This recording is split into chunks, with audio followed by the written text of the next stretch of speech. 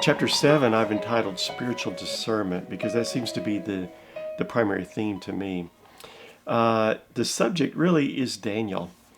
Lots of people love to read the books of Daniel in the Bible.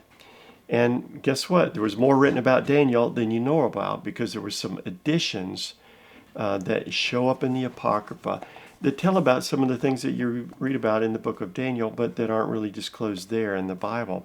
For example, what was it like to be in the fiery furnace, walking around with one that appears as a son of man?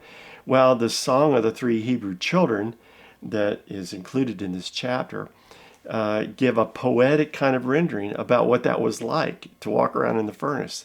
And so it's a fascinating kind of an additional, fictional as far as we know, or not inspired in the way the scripture was, but it's still fascinating to read about that.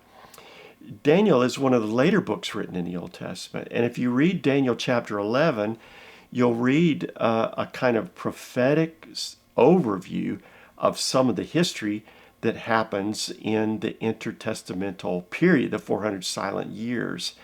And there, without mentioning, for example, Antiochus Epiphanes, the wicked ruler who oppressed Israel, without mentioning him by name, he has at least described there briefly in a kind of prophetic view, a prophecy ahead of time.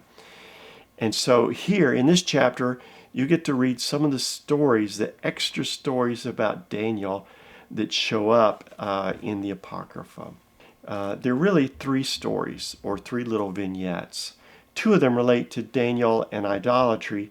One of them relates to a character named Susanna and things that happened to her, but also include Daniel. Now, the two vignettes of Daniel attacking idolatry are called Bel and the Dragon. That's the one name for the two brief stories. The two stories are told back to back. They kind of tell the same story, Daniel's attack on idolatry, but from slightly different points of view. And they're fascinating. Daniel is encouraged by King Nebuchadnezzar to worship this dragon, really serpent is a better interpretation, called Bel, B-E-L.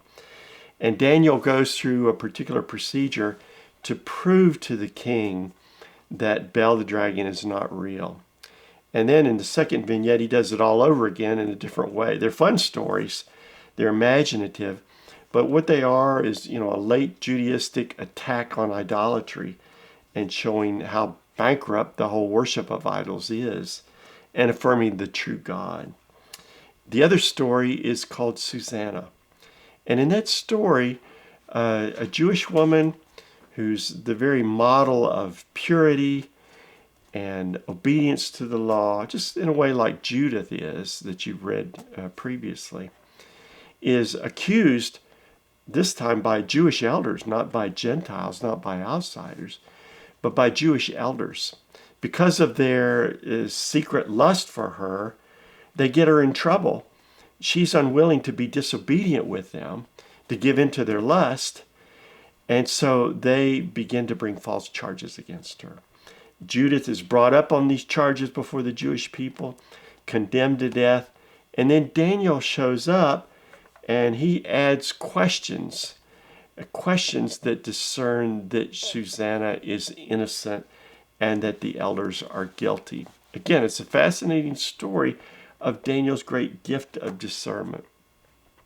This chapter really extols the fact that God has greatly gifted men and women with the gift of discernment, and it shows how that discernment becomes operable in the lives of people who are faithful in obedience. And finally, it shows that the justice of God is what brings out the truth. And so we can grasp truth because we understand and see the justice of God being made visible. It teaches us to love and desire the justice of God. And it adds to the incredible legacy of Daniel and his contribution to the people of God, his character, his strength, his role in revealing the truth and the justice of God. So I hope you enjoy this chapter.